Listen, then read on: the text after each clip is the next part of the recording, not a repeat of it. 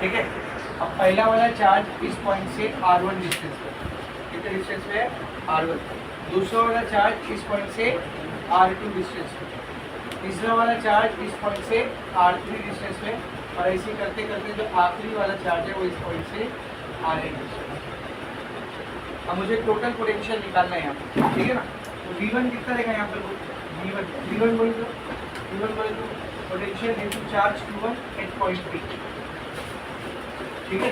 कितना रहेगा बोल, सिंगल चार्ज की वजह से पॉइंट P का पोटेंशियल कितना आएगा, 1/4 epsilon not Q1 bye R2। V2 क्या आएगा बोल, 1/4 epsilon naught Q2 by R2। V3 1/4 epsilon naught Q3 by R3। और ऐसे ही Vn क्या रहेगा, 1/4 epsilon not Q1 by R। यानी हमने एक एक चार्ज की वजह से इंडिविजुअली पोटेंशियल को कैलकुलेट कर लिया, और अपने वो पॉइंट पी का टोटल पोटेंशियल निकाल देना। कैसे निकालेंगे, देखो potential at point P V is equal to सारे पोटेंशियल्स को क्या कर देंगे, ऐड कर देंगे। अगर ध्यान दें, इसको इसको इसको इसको जब इन सबको ऐड करो तो सब में एक चीज़ कॉमन, 1/4 वो कहाँ जाएगा, बाहर आएगा। अंदर क्या बचेगा, Q1 by R1 plus Q2 by R2 plus Q3 by R3 plus dot dot dot plus Q1 by R। इसी चीज़ को और कैसे लिख सकते हैं आप, 1/4 epsilon naught Q by R Q by R Q by R Q by R, बार बार रिपीट हो रहा है। अब क्या हो रहा है, summation of QI RI upon RI, where I goes from 1 to, ये फॉर्मूला है potential due system of charges. आसान भाषा में बोले तो अगर एक से ज़्यादा चार्ज है, 2 3 4 5 कितना भी चार्ज है, ठीक है ना, तो पहले 1/4 एप्सिलॉन नॉट लिखेगा और फिर ब्रैकेट बनाएगा, फिर क्या बनाने का ब्रैकेट, फिर जितने चार्ज रहेंगे उतनी बार Q बाय R 3 चार्ज है तो Q1 by R plus Q2 by R plus Q3 by R, 2 charge है तो Q1 by R plus Q2 by R, 10 charge रहेगा तो Q1 बाय R से लेकर Q10 बाय R। समझ में आ रहा है, लेकिन ज़्यादा से ज़्यादा 4 चार्ज तक क्वेश्चन आता है, 3 या 4, 2 3 या 4, इन 3 केसेस के क्वेश्चन आते हैं। समझ में आ रहा है, एकदम सिंपल फॉर्मूला बेटा। ये हो गया आपका electric potential due to system of health charge. तो मैं बोला इसकी डेरिवेशन की खास है कि खाली पोटेंशियल निकाल के ऐड कर देंगे, तो इस डेरिवेशन के आगे के चांसेस बहुत किया है, लेकिन अगर आ गया तो मस्किल तो कैसे करना है, is it very much clear. हाँ, पोटेंशियल की इससे पहले भी 2 डेरिवेशन किया है, electric potential due to single charge point charge और electric potential due to dipole, ये दोनों डेरिवेशन इंपॉर्टेंट। डाइपोल वाली डेरिवेशन देखे थे ना, वो तो 4 मार्क्स के लिए समझ में आ रहा है। Now let us do one numerical derivation. इसके ऊपर एक न्यूमेरिकल दिया हुआ आपको, बुक करते हैं पेज नंबर 194 का न्यूमेरिकल है, question number 8.8।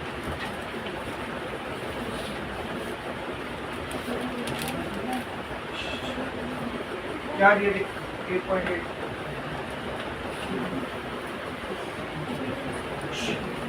2 charges, 2 charges 5 to 10⁻⁴ coulomb and -3 to 10⁻⁸ coulomb. एक एक्स्ट्रा फ्लेक्सिबल लगी होती कुछ नहीं दिख रहा, एकदम देखो क्या दिया है, 2 charges 5 × 10⁻⁸ coulomb and -3 × 10⁻⁸ coulomb are located 16 centimetre apart.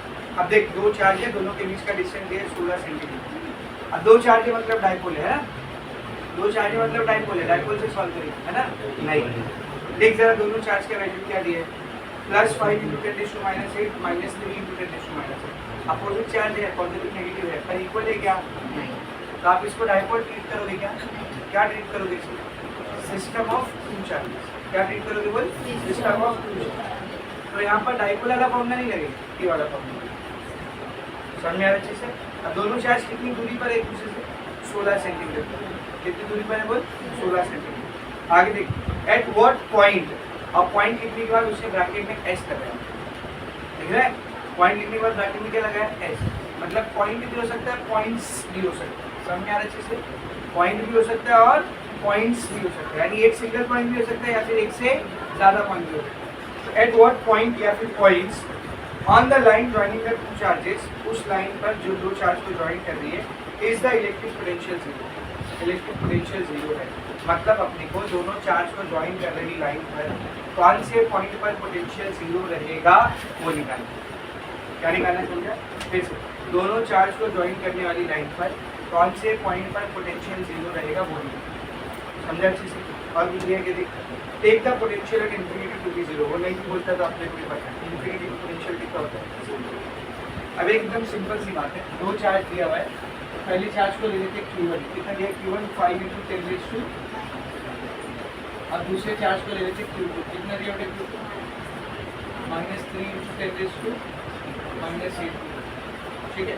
अब बोर्ड पे देख, समझिए पहला चार्ज है Q1, ये दूसरा चार्ज है Q2, इन दोनों को ज्वाइन करने वाली एक लाइन है, ठीक है। ये 5 है, 5 × 10⁻⁸ और ये -3 × ठीक है। इन दोनों को ज्वाइन करने वाली एक लाइन है। इस पूरी लाइन पर वो कौन सा पॉइंट रहेगा जहाँ पर पोटेंशियल कितना रहने वाला बेटा?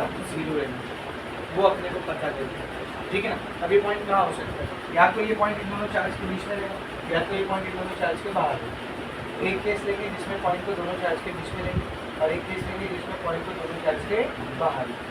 दो केस है, समझ में आ रहा है? कौन सा पॉइंट निकालना है जहाँ पर पोटेंशियल क्या रहेगा?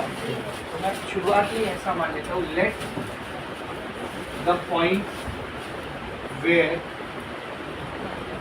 Potential is zero is P। वो पॉइंट जहाँ पर पोटेंशियल जीरो रहने वाला है उसको मैंने क्या मान लिया बेटा? P। अब ये P कहाँ पर रहेगा वो निकालना है। भाई जब P को नापोगे तो दो में से किसी एक को रेफरेंस मार के नापना पड़ेगा, या तो Q1 से नापोगे या तो Q2 से नापोगे। तो लेट से Q1 से नापोगे, इससे नाप लो बेटा। मतलब P जहाँ पर भी आएगा वो डिस्टेंस को मैं मान लेता हूँ Q1 से कितना बेटा? अब बस आपके x लिखना, ठीक है ना। तो let the point where potential is zero is P at a distance of x from Q1। Q1 से कितने डिस्टेंस पर बेटा? x। उसने यही पूछा था ना, find the point where the potential is zero, तो उस पॉइंट को हमने नाम क्या दे दिया बेटा? P। अब ये P निकालना है कि वो कितने डिस्टेंस पे आने वाला है। तो मैंने क्या बोला आपको, पॉइंट P या तो दोनों चार्ज के बीच में ले, या तो दोनों चार्ज के बाहर। तो अगर पॉइंट P को दोनों चार्ज के बीच में ले तो ये x है, बाहर लोगे तो वो x है। समझ में आया? तो दोनों केस करते बहुत ही सिंपल, ऐसा पुट कर दीजिए। अच्छा, दोनों चार्ज के बीच का डिस्टेंस कितना है? 16 सेंटीमीटर ना, सेंटीमीटर है तो या फिर इसको 0.16 -2 पे से पॉइंट दो नंबर की चीज रहेगा, ठीक है। आप केस वन, ये पहला वाला चार्ज Q1, ये दूसरा वाला चार्ज Q2। Q1 और Q2 के बीच का डिस्टेंस हमने क्या मान लिया? R ना, जो 16 सेंटीमीटर दिया हुआ। अब पहले केस में मैं मान रहा हूँ कि जो जीरो पोटेंशियल का पॉइंट है P, वो इन दोनों के बीच में कहीं तो भी, बीच में मतलब बीचों बीच में नहीं, मिडल में नहीं होता, इन दोनों के बीच में कहीं पे भी जैसे। तो हमने क्या माना है कि जो पॉइंट P है वो Q1 चार्ज से कितने डिस्टेंस पर है बेटा? x। तो ये डिस्टेंस कितना रहेगा? देख x। सही। तो आप लोग मुझे बताओ, अगर ये R है, ये x है, ये कितना है? R - 6। इजी, समझा अच्छे से? अब पॉइंट P के ऊपर मेरे को निकालने का चाहिए, पॉइंट P पर जो पोटेंशियल, तो पॉइंट P Q1 से कितना डिस्टेंस है? पॉइंट P Q1 से कितना डिस्टेंस है? x। यानी इधर R1 कितना हो गया? x। R1 बोले तो पॉइंट P का डिस्टेंस Q1 से, एंड पॉइंट P Q2 से कितना डिस्टेंस है? R - 6। यानी इधर R2 कितना हो गया? बोल R - 6। अब अभी हमने पोटेंशियल का फॉर्मूला पढ़े, V की वैल्यू होती है 1/4πε0 summation Qi/R, where I goes from 1 to 10। तो इधर कितने चार्ज है? दो ही चार्ज, दो बार आएगा ना, इसलिए बोलिए बोल 1/4πε0 Q1/R1 प्लस Q2/R2। 3 चार्ज होते तो plus Q3 by R, 4 charge होते तो और प्लस Q4 बाय R, 2 ही चार्ज है तो ऐसा लिखेंगे बस, ठीक है। अब जरा ध्यान से देख, 1/4 पाई एप्सिलॉन नॉट को AC रहने दे, ये Q1 बाय R1 भी AC रहने दे, सॉरी ये Q1 भी AC रहने दे, R1 की क्या पुट फिक्स, Q2 को AC रखते हैं, R2 ये क्या रखते हैं R minus. Let's put the value 1/4 pi epsilon naught 9 × 10 to the power 9, Q1 कितना है, Q1 है 5 × 10⁻⁻8, x अपने को फाइंड आउट करना है, ठीक है ना, प्लस Q2 कितना है बेटा -3 × 10⁻⁻8, R माइनस x, R कितना है, R how much is R 0.16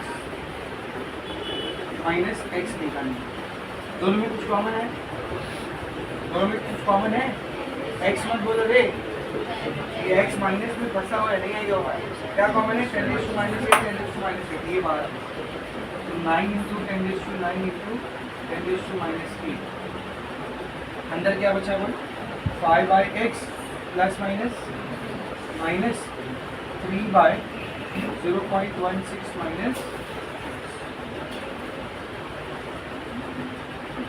यहाँ तक समझा सकते हो। अब क्या बनेगा देखिए 9 × 10⁻⁻9 10⁻⁻8 दोनों से आ गया, तो 10⁻+1 मतलब सिर्फ 10 रहेगा ना, 10⁻+1 निकला सिर्फ 10 लिखने के बाद इधर क्रॉस मल्टीप्लाई करना पड़ेगा, ठीक है ना, तो 0.16 माइनस x × 5। अच्छा ये कौन सा पॉइंट है, जीरो पोटेंशियल का पॉइंट है ना, एट पॉइंट P पॉइंट है ना बेटा, अब P पॉइंट कौन सा पॉइंट है, बोल जीरो पोटेंशियल, ये V की वैल्यू कितनी रहेगी 0, सिंस V एट P कितना है बेटा 0, इतना 0 रहेगा, समझे अच्छे से, ठीक है। अब इसको क्रॉस मल्टीप्लाई करते हैं 0.16 माइनस x × 5 × 0.16 माइनस x, ठीक है, minus 3 × x 3x divided by x × this entire x × 0.16 minus x। अब मजा देखो इधर ध्यान से, ये इधर क्या कर रहा है डिवाइड, ये इधर डिवाइड कर रहा है ना, वहाँ जाएगा 0 से मल्टीप्लाई होगा 0, फिर ये इधर क्या कर रहा है मल्टीप्लाई, वहाँ जाएगा 0 से डिवाइड होगा 0 हो जाएगा, तो बचेगा खाली क्या बचा, बचेगा खाली क्या, ये ऊपर वाला ना 5 × 0.16 माइनस x माइनस 3x, और उस साइड क्या बच जाएगा 0। अब इसको सॉल्व करते हैं, इसका आंसर आता है 16 × 80, 16 × 80 ना, 16 × 80 2 नंबर के बाद point 0.8 minus 5 × x 5x minus 3x is equals to 0, तो ये 0.8 है ना, 5x माइनस 3x कितना हो गया माइनस 8x उधर जाएगा प्लस 8x, तो x की वैल्यू क्या आएगी 0.8/8, ये कैंसिल होगा, तो x कितना आ गया बेटा 0.1, ये पहला आंसर है, मतलब ये जो r है जिसकी वैल्यू 0.16 है, इसमें वो पॉइंट जहाँ पर पोटेंशियल 0 रहेगी वो 0.1 मिलेगा, आधे से दिया 0.1 सेंटीमीटर में बोले तो 10 सेंटीमीटर, टोटल 16 सेंटीमीटर ना, तो 10 सेंटीमीटर के आसपास कहीं पे ये पॉइंट रहेगा जहाँ पर पोटेंशियल है 0। ये पहला केस है, इसमें पॉइंट को दोनों चार्ज के बीच में इन बिटवीन, आप कहाँ लेना है बाहर लेना है, केस 2, ये पहला चार्ज Q1, दूसरा चार्ज Q2, ये line joining the two charge. अब ध्यान से देखिए Q1 और Q2 के बीच का डिस्टेंस कितना है बेटा R है, Q1 और Q2 के बीच का डिस्टेंस कितना है बोल R, हमने Q1 Q2 के बीच का डिस्टेंस R मान के चले ना, अब पॉइंट P अब इन दोनों के बिटवीन में नहीं आएगा, तो बाहर कहीं पे आएगा, तो समझ यहाँ पे कहीं है पॉइंट, तो हमने क्या लिखा था कि पॉइंट P का Q1 से कितना डिस्टेंस है x, ये है पॉइंट P, ये है Q1, कितना रहेगा ये, अब बताओ ये R है ये x है, ये कितना है x माइनस R, क्योंकि बड़ा है ना, x माइनस R करोगे तो ये डिस्टेंस, ठीक है। कौन से पॉइंट पर पोटेंशियल निकालना है, P पर निकालना है, कौन से पॉइंट पर पोटेंशियल निकालना है, P पर निकालना है, तो इसी का डिस्टेंस निकालेंगे Q1 और Q2, इसका डिस्टेंस q1 से कितना है बेटा x, इसका डिस्टेंस q1 से कितना है x, r1 कितना हो गया मेरा x, एंड इसका डिस्टेंस q2 से कितना है r minus x minus r2 कितना हो गया बेटा।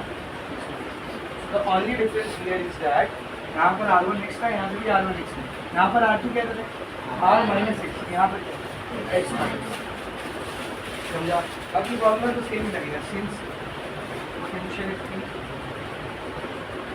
P V is equals to 1 by 4 pi epsilon naught q1 by r1 plus q2 by, तो हो जाएगा 1 by 4 pi epsilon naught q1 by x plus q2 by r2 की जगह पर क्या आएगा बेटा x minus r। Value put करेंगे, v का वैल्यू कितना है बेटा 0, v कितना p पे पोटेंशियल कितना है 0 पोटेंशियल का पॉइंट है ना, 1 by 4 का epsilon naught की value 9 into 10 raised to 9, q1 कितने है 5 into 10 raised to minus 8, x निकालना है, q2 minus 3 into 10 raised to minus 8, यहाँ पर x minus r 0.16, ये हो जाएगा 0 equals to 9 into 10 raised to 9 minus 8 बाहर आ गया 5 by x plus minus 3 by x minus 0.16, correct है। ये हो जाएगा 0 equals to 9 into 10 bracket 5x minus 0.16 minus 3x divide by x into x minus 0.16, ये पढ़िए इधर आके 0 बचा क्या खाली 5 into x minus 0.16 minus 3x is equals to 0, 5 into x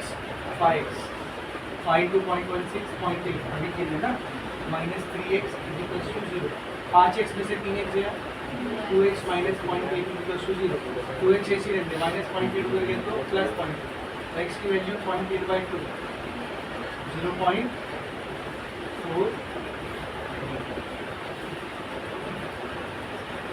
0.4 metre मतलब सेंटीमीटर कितना होगा 40, तो देख यहाँ से यहाँ तक 16 था ना, अगर 40 आ रहा मतलब बाहर, समझा। तो ये वो दो पॉइंट है जहाँ पर इन दोनों चार्ज की वजह से पोटेंशियल कितना होगा। अच्छा क्या होता अगर यही सेम क्वेश्चन होता, यही सेम क्वेश्चन होता और q1 5 into 10 raised to minus 8 होता और q2 minus 5 into 10 raised to minus 8 होता, तब जीरो पोटेंशियल कहाँ पर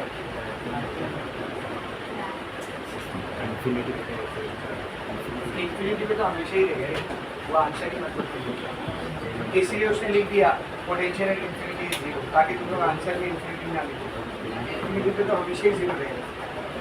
फिर से सुनो मेरा सवाल, फिर से सुनो, q1 5 into 10 raised to minus 8, q2 minus 5 into 10 raised to minus 8, अब कहाँ रहेगा पोटेंशियल जीरो। थोड़ा सा लास्ट लेक्चर याद कीजिए,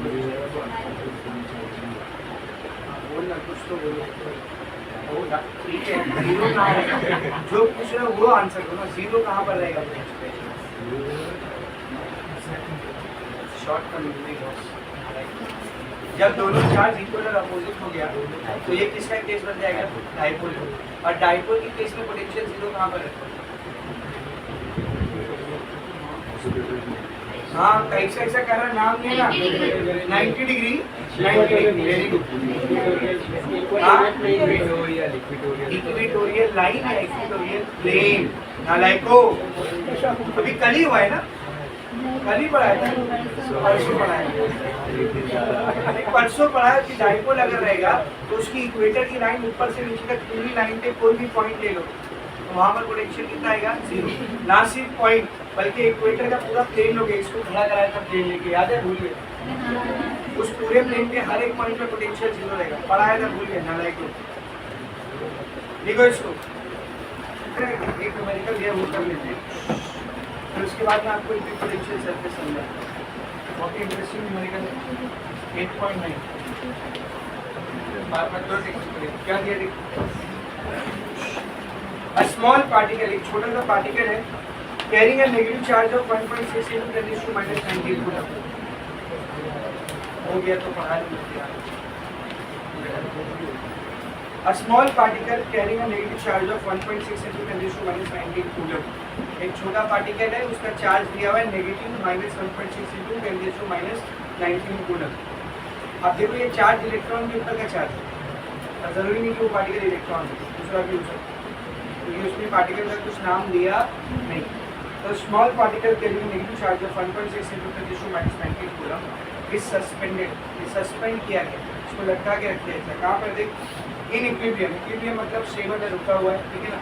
in equilibrium between two horizontal metal plates 10 centimetre apart, दो हॉरिजॉन्टल मेटल की प्लेट के बीच में इसको लटका के रखें, और दोनों प्लेट कितनी दूरी पर है, 10 सेंटीमीटर। तो डायग्राम से समझिए इसको, समझिए पहली प्लेट है, ऐसा क्यों बना है मैंने, हॉरिजॉन्टल प्लेट बोला ना उसमें, ये पहली प्लेट है, ये दूसरी प्लेट है, इन दोनों के बीच का डिस्टेंस है 10 सेंटीमीटर, इन दोनों के बीच का डिस्टेंस कितना बेटा, 10 सेंटीमीटर। और इन दोनों के बीच में एक पार्टिकल है जिसका चार्ज है Q -1.6 × 10⁻⁹ कूलम, ये इसके बीच में लटका हुआ है ऐसा। अब बता ऐसा कैसे रुका रहेगा पार्टिकल, भाई पार्टिकल के पास तो मास रहेगा ना, मास है तो नीचे आएगा ग्रेविटी की वजह से, और ये इधर रुका हुआ है, ऐसे कैसे रुका हुआ है, मतलब इसके ऊपर ग्रेविटेशनल फोर्स तो ऐड कर रहा है, उसको बैलेंस करने के लिए कोई तो फोर्स कहाँ पर होगा, ऊपर। अच्छा ये चार्ज कैसा चार्ज है, नेगेटिव। तो अगर नीचे की प्लेट पॉजिटिव होगी, नीचे की प्लेट पॉजिटिव होगी, इस चार्ज को क्या करेगी, अपनी तरफ खींचेगी, इस पार्ट को ग्रेविटी भी नीचे खींचेगी और इलेक्ट्रोस्टैटिक फोर्स भी नीचे खींचेगा, दोनों नीचे खींचेगा, इसमें उतरेगा नीचे रहेगा, मतलब ये प्लेट पॉजिटिव होगी, कैसे रखेगी, ये नेगेटिव, ये पॉजिटिव। तो अब इसके ऊपर जो इलेक्ट्रोस्टैटिक फोर्स लगेगा वो कहाँ लगेगा, ऊपर। अब जो इलेक्ट्रोस्टैटिक फोर्स लगेगा वो ऊपर, ठीक है ना, और ग्रेविटी का फोर्स कहाँ लगेगा। अच्छा ग्रेविटी के फोर्स को मैं डायरेक्ट लिख सकता हूँ ना, m × ठीक है। अब पार्टिकल कैसा है, इक्विलिब्रियम में रुका हुआ है, मतलब mg की वैल्यू और fe की वैल्यू दोनों वैल्यू करना चाहिए बेटा सेम, दोनों वैल्यू करना चाहिए सेम, तभी पार्टिकल ऊपर है। fe ज़्यादा रहेगा तो पार्टिकल ऊपर चलेगा, mg ज़्यादा रहेगा तो पार्टिकल नीचे आएगा, रुका हुआ है मतलब दोनों की वैल्यू क्या है, सेम। समझ में अच्छे से। अब मेन क्वेश्चन क्या बोलेगा, between two metal plates, two horizontal metal plates 10 centimeter apart, having a potential difference of 4000 volt across them। इन दोनों मेटल प्लेट के बीच का आपको पोटेंशियल दिया, इन दोनों के बीच का पोटेंशियल डिफरेंस कितना है बेटा, 4000 volt. Find the mass of the charge particle, क्या निकालने का अपने को, मास निकालने, क्या निकालने बेटा, तो सिंपल है, बोर्ड पर देख, ये पार्टिकल है, रुका हुआ है, मतलब Fe की वैल्यू और Mg की वैल्यू क्या होना चाहिए, सेम। जी हम सबको पता है 9.8। मास अगर आपको निकालना है तो आपको क्या लगेगा, इलेक्ट्रोस्टैटिक फोर्स, कैसे निकालोगे, इलेक्ट्रोस्टैटिक फोर्स यहाँ पर कैसे निकालोगे, सर 1/4 इधर दो चार्ज है, एक चार्ज है और दूसरी मेटल की प्लेट है ना, जिसके ऊपर फील्ड लगे, इलेक्ट्रिक फील्ड है, लेकिन नहीं। तो अब कैसे निकालोगे, तो यहाँ पर हम लोग एक चीज़ का सहारा लेंगे, इसका सब लोग दूसरा ध्यान से बेटा, ये पॉजिटिव प्लेट है या नेगेटिव प्लेट, पॉजिटिव और नेगेटिव प्लेट के बीच में इलेक्ट्रिक फील्ड बन गया, डायरेक्शन कैसे होता है इसका, पॉजिटिव से नेगेटिव के बीच में, ये इलेक्ट्रिक फील्ड, ये क्या बेटा, इलेक्ट्रिक फील्ड। अब याद करो, मैंने आपको बेसिक के लेक्चर में बताया था, इलेक्ट्रिक फील्ड बराबर होती है फोर्स अपॉन चार्ज, याद है, यहाँ से फोर्स क्या मिलेगा, Q इधर मिलेगा, क्या मिलेगा, Q × यानी फोर्स निकालने का एक फॉर्मूला ये भी है, फोर्स निकालने का एक फॉर्मूला ये है, क्या बेटा, Q × E। Q मालूम है कि मालूम है, E मालूम है, पहले E निकालना, तो हम लोग कैसे जाएंगे, देख सबसे पहले E निकालना, E की मदद से क्या आएगा, F, और फिर F की मदद से क्या आएगा,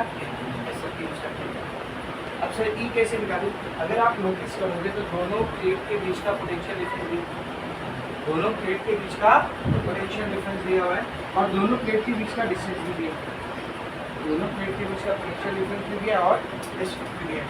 लेट्स से मैं पोटेंशियल डिफरेंस को dV मान लूँ, क्या मान लेता हूँ, dV कितना दिया हो, 4000 वोल्ट, और दोनों प्लेट के बीच के डिस्टेंस को dx मान लो, x डिस्टेंस, दोनों प्लेट के बीच का डिस्टेंस कितना दिया है वो 10 सेंटीमीटर, फिर टेन ऐसे रहेगा, सेम की हटेगा तो ten raise to minus two d का डी हो जाएगा, d x equals to ten raise to minus two d x.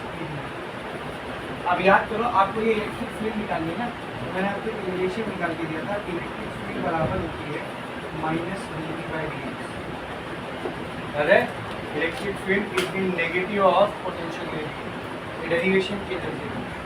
अगर मैग्नीट्यूड की बात करूँ, मैग्नीट्यूड की बात करूँ तो माइनस अरे क्या बचेगा खाली d we by D x.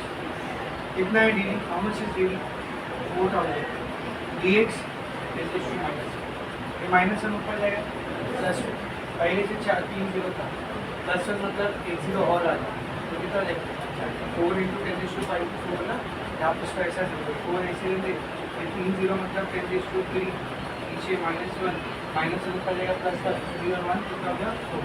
तो इलेक्ट्रिक फील्ड कितनी आ गई है 4 इंटू 10 रेज़ टू 4।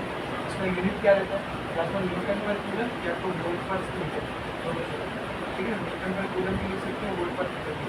मैंने आपको बताया था इलेक्ट्रिक फील्ड की 2 यूनिट बेसिक चीज, ठीक है। ये आ गई अपने को इलेक्ट्रिक फील्ड। अब इलेक्ट्रिक फील्ड बराबर होती है बेटा इलेक्ट्रोस्टैटिक फोर्स अपॉन चार्ज। तो यहाँ से इलेक्ट्रोस्टैटिक फोर्स क्या रहेगा बोलिए, इलेक्ट्रोस्टैटिक फोर्स क्या रहेगा, charge into electric field, charge into electric field. Since particle is in equilibrium, since particle is in equilibrium, particle equilibrium में ना ऊपर जा रहा है ना नीचे आ रहा है, मतलब इलेक्ट्रोस्टैटिक फोर्स की वैल्यू बराबर होनी चाहिए इसके जी। इलेक्ट्रोस्टैटिक फोर्स की उसकी वैल्यू क्या है, इलेक्ट्रोस्टैटिक फोर्स Q इंटू ई, बिल्कुल Q इंटू ई की वैल्यू बराबर होनी चाहिए किसके, जी। इन तीनों में चारों में से क्या निकालना है m, उसका कहना है m की वैल्यू रहेगी Q इंटू ई बाय, क्या आएगा m, सबसे पहले Q, what is the value of Q 1.6, minus मत लेना, मास कभी भी माइनस नहीं आएगा, ये माइनस तो आपको बता रहे कोई चार्ज नेगेटिव चार्ज है, ठीक है ना। 1.6 into 10 raise to minus 19, electric field कितनी है, electric field 4 into 10 raise to 4, G का वैल्यू कितना था 9. इसको सॉल्व कर लेंगे, आंसर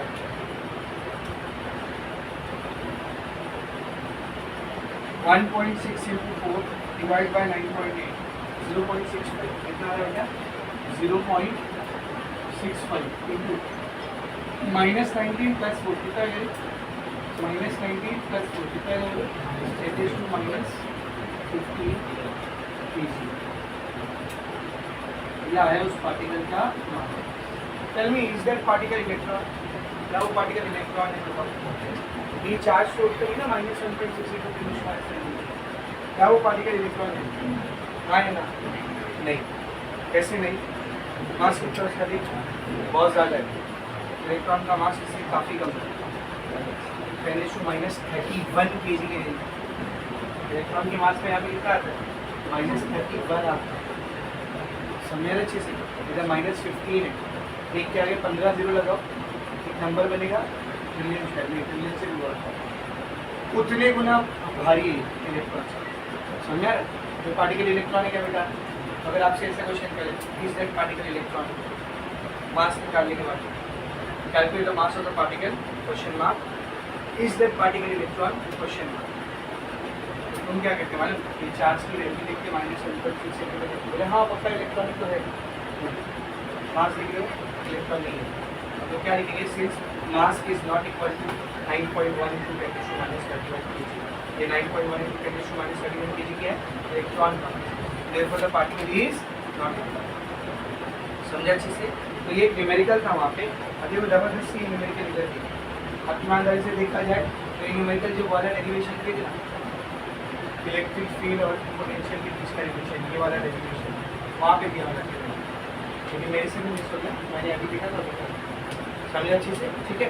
अब पढ़ते हो तो बीच में दे दीजिए आपको इक्विपोटेंशियल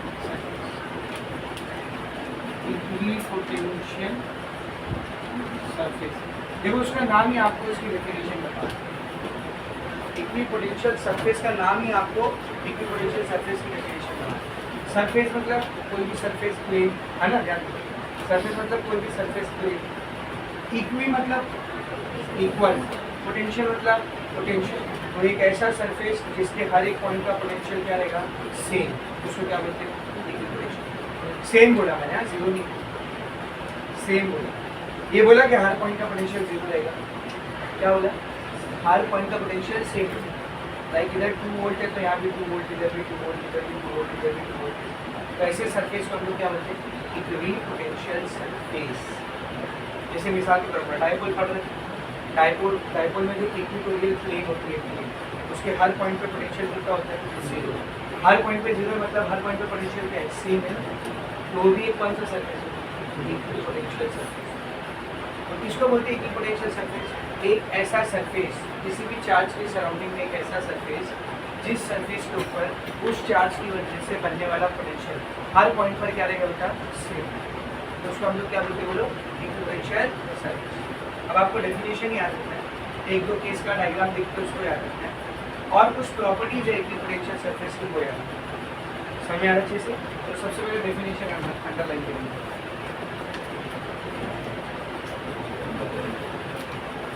देखो page number 194, equipotential surfaces, heading मेरी पहली ही लाइन में आपको डेफिनेशन दी। An equipotential surface is that surface, equipotential surface वो सरफेस होता है at every point of which, जिसके हर एक पॉइंट पर the electric potential is the same, जिसके हर एक पॉइंट पर इलेक्ट्रिक पोटेंशियल कैसा होता है बेटा, सेम। इजी, इसको बोलते हैं इक्विपोटेंशियल सरफेस, समझा, जिसमें हर एक पॉइंट पर पोटेंशियल क्या होता है बेटा, सेम। ठीक है ना। अब कुछ आपको चार्जेस के केसेस में इक्विपोटेंशियल सरफेस उसके बना के देते हैं। जैसे पहला केस उसने लिया एक सिंगल चार्ज का, इसका लिया बेटा इधर इधर, समझ, आपके पास एक सिंगल चार्ज प्लस क्यू या माइनस, इस चार्ज की वजह से यहाँ पर पोटेंशियल क्या बनेगा, समझिए आर डिस्टेंस, यहाँ पर पोटेंशियल क्या बनेगा, 1/4π यही है ना। सिंगल चार्ज के से कितना पोटेंशियल होगा, 1/4π Q1/r। इसमें क्या क्या चीजें फिक्स है बता, 1/4π फिक्स, Q वो भी फिक्स, सिर्फ क्या बदल सकता है, R। तो अगर मैं चाहता हूँ कि पोटेंशियल सेम है, R क्या रहना चाहिए बेटा, सेम है।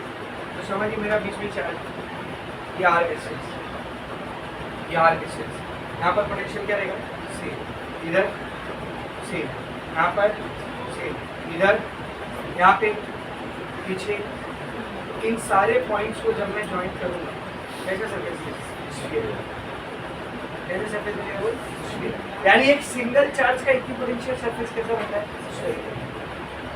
जैसे एक सिंगल चार्ज का गॉसियन सरफेस को निकलता है, गॉसियन सरफेस याद है ना, चैप्टर की पहले डेरिवेशन में समझा। एक सिंगल चार्ज का जैसे गॉसियन सरफेस स्फेरिकल बनता है, वैसे इक्विपोटेंशियल सरफेस में कैसा बनता है, स्फेरिकल। अब कैसे रहेंगे, बहुत सारे कॉन्सेंट्रिक स्फीयर, एक स्फीयर में जितने भी पार्टिकल पॉइंट आएंगे उन सबका पोटेंशियल क्या रहेगा, सेम है। तो अगर आपके पास एक सिंगल चार्ज है इसका इक्विपोटेंशियल सरफेस कैसा बनेगा, सिंगल चार्ज है तो ये है उसका इक्विपोटेंशियल स्फेरिकल कॉन्सेंट्रिक स्फीयर। सो इतने सारे क्यों बना रहे हो, अरे मतलब इतने सारे इनफाइनाइट बना सकते हो। ये जो पहला वाला स्फीयर दिख रहा है ये एक इक्विपोटेंशियल सरफेस है, क्यों, इस स्फीयर के हर एक पॉइंट का पोटेंशियल क्या रहेगा, सेम। ये जो दूसरा वाला स्फीयर दिख रहा है ये क्या है, बोल, सेकेंड इक्विपोटेंशियल सरफेस, इसके भी हर एक पॉइंट का पोटेंशियल क्या रहेगा, सेम। लेकिन प्लीज अल्लाह के वास्ते इसका एक पॉइंट और इसका एक पॉइंट उनका पोटेंशियल सेम रहेगा, नहीं, इस पोटेंशियल सरफेस के अंदर, इक्विपोटेंशियल सरफेस के अंदर जितने भी पॉइंट है उनका पोटेंशियल सेम, ऐसी सेम इसमें, ऐसी सेम इसमें, ऐसी सेम इसमें। तो एक सिंगल चार्ज के इक्विपोटेंशियल सरफेसेस ऐसे लगा रहा हूँ, बहुत सारे बना है ना। एक सिंगल चार्ज के इक्विपोटेंशियल सरफेसेस कैसे बनते, बोल कैसे बनते, कॉन्सेंट्रिक स्फीयर। एक मार्क्स से क्वेश्चन आ सकता है, ठीक है ना। एक सिंगल चार्ज का पॉइंट चार्ज, सिंगल चार्ज को और क्या बोल सकते हैं, पॉइंट चार्ज। एक पॉइंट चार्ज के इक्विपोटेंशियल सरफेसेस कैसे बनते, बोलो, कॉन्सेंट्रिक स्फीयर्स के फॉर्म। इसके फॉर्म में बेटा कॉन्सेंट्रिक स्फीयर्स के फॉर्म, सबको एकदम अच्छे से समझ में आया। एक यूनिफॉर्म फील्ड रहेगी तो सब लोग ध्यान से देखना, यूनिफॉर्म फील्ड याद है, ठीक है ना, ये कैसी फील्ड,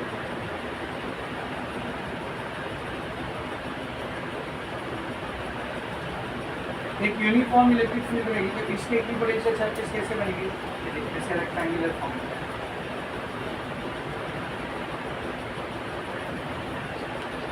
ऐसे लेंगे सी, मतलब कैसे इसका समझिए फील्ड, समझिए फील्ड इसमें इक्विपोटेंशियल सर्किट है ये, इसके बाद एक, इसके बाद एक, इसके बाद एक, समझ में आ रहा है अच्छे से। ये सब इक्विपोटेंशियल सर्किट, जैसे ये मैंने सरफेस लिया तो इसके हर एक पॉइंट का पोटेंशियल क्या रहेगा वैसे। हाँ ऐसा सरफेस लेता हूँ नहीं, ऐसा स्ट्रेट सरफेस 90 डिग्री पर रहना चाहिए। क्यों 90 डिग्री पर रहना चाहिए अभी बताऊँ। इलेक्ट्रिक फील्ड को कितने डिग्री पर होना चाहिए, वो 90 डिग्री पर। इलेक्ट्रिक फील्ड को कितने डिग्री पर रहना चाहिए, नहीं क्यों रहना चाहिए अभी बताऊँ लोग। तो ये इक्विपोटेंशियल सर्किट समझा, ठीक है ना। उसके बाद आपको देखिए डायपोल का इक्विपोटेंशियल सर्किट, उसके आने का चांस नहीं है, ये पॉजिटिव ये नेगेटिव दिख रहा है। अच्छा सिंगल चार्ज का इक्विपोटेंशियल सर्किट स्फीयर के फॉर्मूला, डायपोल के केस में इस स्फीयर को समझा ऐसा पड़ा कि किसी ने खींच एलिप्टिकल बन गया, ठीक है।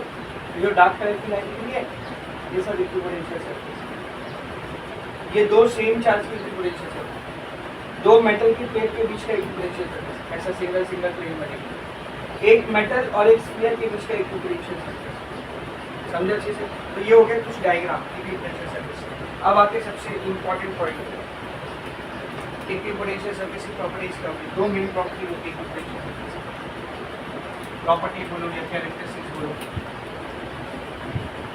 Characteristics of equipotential circuit. दो मेन कैरेक्टरिस्टिक्स होती है। पहली कैरेक्टरिस्टिक्स आप खुद बताओ, समझिए इक्विपोटेंशियल सर्किट, इसके ऊपर मैं दो पॉइंट ऐसे रखा, ये पॉइंट, ये पॉइंट नंबर 1, ये पॉइंट नंबर 2, इसका पोटेंशियल है V1, इसका पोटेंशियल है V2, दोनों कैसा रहेगा सेम, दोनों कैसा रहेगा वो इधर V1 और इधर V2 दोनों क्या बेटा सेम। तो इन दो पॉइंट के बीच का पोटेंशियल डिफरेंस कितना रहेगा, 0। पोटेंशियल सेम है ना, तो पोटेंशियल डिफरेंस क्या रहेगा सेम। ये बात याद रखना, अगर इक्विपोटेंशियल सर्फेस है तो उसके हर पॉइंट का पोटेंशियल जो आता है सेम, और कोई भी दो पॉइंट के बीच का पोटेंशियल डिफरेंस कितना रहेगा 0। भाई जब पोटेंशियल सेम है डिफरेंस निकालने के लिए माइनस करोगे, सेम से माइनस करोगे कितना आएगा 0। तो इधर V2 माइनस V1 कितना आएगा वो 0। अब एक फॉर्मूला याद है मैंने आपको बताया था, V2 माइनस V1, कोई भी दो पॉइंट के बीच का पोटेंशियल डिफरेंस बराबर होता है W/T। मतलब एक चार्ज को पॉइंट 1 से पॉइंट 2 पर लेके जाने के लिए लगने वाला work done upon charge. W क्या था, उस पॉइंट को पॉइंट 1 चार्ज को पॉइंट 1 से पॉइंट 2 पर लेके जाने के लिए लगने वाला वर्क। याद है ऐसा डायग्राम बनाते हैं 1 ये 2, यहाँ से यहाँ चार्ज दिया तो इसको जो W लगेगा वो W लगेगा। लेकिन बेटा इक्विपोटेंशियल सरफेस पे 1 और 2 का पोटेंशियल कैसा है सेम, और पोटेंशियल डिफरेंस कैसा है 0। तो V1 V2 सेम है ना, तो V1 माइनस V2 कितना आ गया 0, Q इंटू 0 0, तो W कितना आ गया। मतलब इक्विपोटेंशियल सरफेस पे किसी भी चार्ज को कहाँ से भी कहीं भी मूव करो वर्क कितना लगेगा 0। ये पहली कैरेक्टरिस्टिक। किसी भी इक्विपोटेंशियल सरफेस पे कोई भी दो पॉइंट के बीच में चार्ज फ्रीली मूव कर सकता है, फ्रीली। कितना वजन लगता है उसको 0 वजन, कितना वजन लगता है वो 0। ये पहला कैरेक्टरिस्टिक। अगर मेरे पास एक इक्विपोटेंशियल सरफेस है, यहाँ पर एक पॉइंट है 1, यहाँ पर एक पॉइंट है 2, अब मुझे यहाँ से यहाँ चार्ज को लेके जाने ठीक है ना। इक्विपोटेंशियल सरफेस की खास बात क्या होती है, हर पॉइंट का पोटेंशियल क्या होता है सेम। तो सिंस V1 बराबर रहेगा किसके V2, तो V2 माइनस V1 कितना आएगा बेटा 0 आएगा। और हमको मालूम है कि V2 माइनस V1 का फॉर्मूला होता है W/Q। जब V2 माइनस V1 ही 0 हो गया तो W कितना हो जाएगा बेटा 0। W0 मतलब किसी भी इक्विपोटेंशियल सरफेस पे चार्ज को कोई भी दो पॉइंट के बीच में मूव कराओ कितना वर्क डन लगेगा। बहुत इंपॉर्टेंट पॉइंट है, इस सब पे 1 मार्क्स वाले क्वेश्चन होते हैं अच्छे के 1 मार्क्स पे 2 मार्क्स पे समझ में आ रहा है। एक इक्विपोटेंशियल सर्किट में किसी भी दो पॉइंट के बीच में आप चार्ज को मूव कराओ वर्क डन कितना लगेगा 0, वो फ्रीली मूव करे। एक एक्सिक्यूटिव लाइन यहाँ पर लिखो उसको अंडरलाइन कीजिए, पहला कैरेक्टरिस्टिक्स है, पहला कैरेक्टरिस्टिक्स कहाँ पर एक एक्सिक्यूटिव लाइन पॉइंट 1 के ऊपर। 10 no work is required to move a test charge along an equipotential surface. मिल गया। एक इक्विपोटेंशियल सरफेस के अलावा मतलब एक इक्विपोटेंशियल सरफेस पे मूव करने के लिए चार्ज को कितना वर्क डन लगता है बेटा 0 वर्क डन, नो वर्क। ठीक है ना। इसी चीज को मैं यहाँ पर आपकी भाषा में लिखता हूँ, that is no work is done, no work is done in moving a charge between any 2 points on equipotential surface. ये पहला प्रॉपर्टी या पहला कैरेक्टरिस्टिक्स है इक्विपोटेंशियल सरफेस। इक्विपोटेंशियल सरफेस पे कोई भी 2 पॉइंट के बीच में चार्ज को मूव करने के लिए जीरो वर्क डन लगता है, वर्क डन नहीं लगता है। पहली प्रॉपर्टी सबको एकदम अच्छी से समझिए। Now moving on to the second property, very important, सब लोग नोट करिए। सेकंड प्रॉपर्टी को स्टार्ट करने से पहले थोड़ा सा कुछ रिविजन जो बेसिक में पढ़ा था। What is the formula of electric field? Electric field क्या होता है बोल? Force upon charge. Electrostatic force को चार्ज से डिवाइड करते हैं तो इलेक्ट्रिक फील्ड आती है। बेसिक में पढ़ा था 11 का फॉर्मूला। तो यहाँ से मुझे बताना फोर्स का फॉर्मूला क्या है? इलेक्ट्रिक फील्ड इनटू फोर्स का फॉर्मूला क्या रहता है? Electric field into. समझा? अब जरा ध्यान से देखो, समझिए मेरे पास पॉइंट चार्ज है, सब लोग ध्यान से देखो। समझिए मेरे पास एक पॉइंट चार्ज है, इसका इक्विपोटेंशियल सरफेस कैसा बनता है? स्फेरिकल। तो स्फीयर का एक छोटा सा पोर्शन बना रहा हूँ मैं। हाँ, ध्यान से देखिए।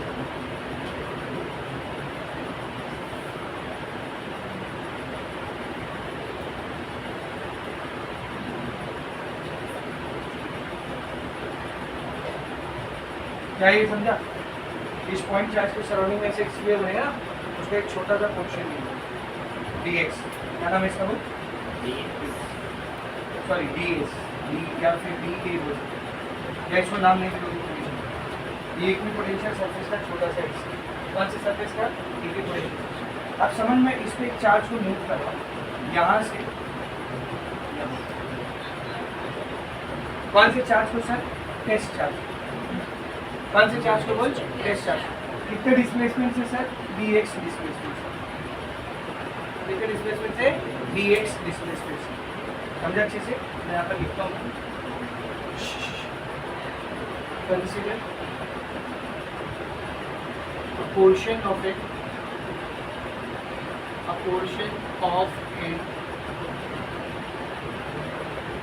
equipotential surface of a point charge Q। Point charge ध्यान दो, एक पॉइंट चार्ज Q के इक्विपोटेंशियल सरफेस का एक छोटा सा मैंने क्या कंसीडर किया बेटा? पोर्शन। अब इस पे हमने क्या किया? Let a test charge. Test charge को और क्या लिख सकते हो तुम लोग? Unit positive charge. Unit positive charge is given small displacement dx along this equipotential surface। तो एक टेस्ट चार्ज है जिसको मैंने Q0 लिखा था। क्या लिखा बेटा? Q0, जिसको हमने स्मॉल डिस्प्लेसमेंट दिया कितना? dx along this equipotential surface।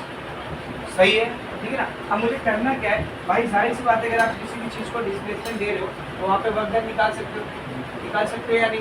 What is the formula for the technique?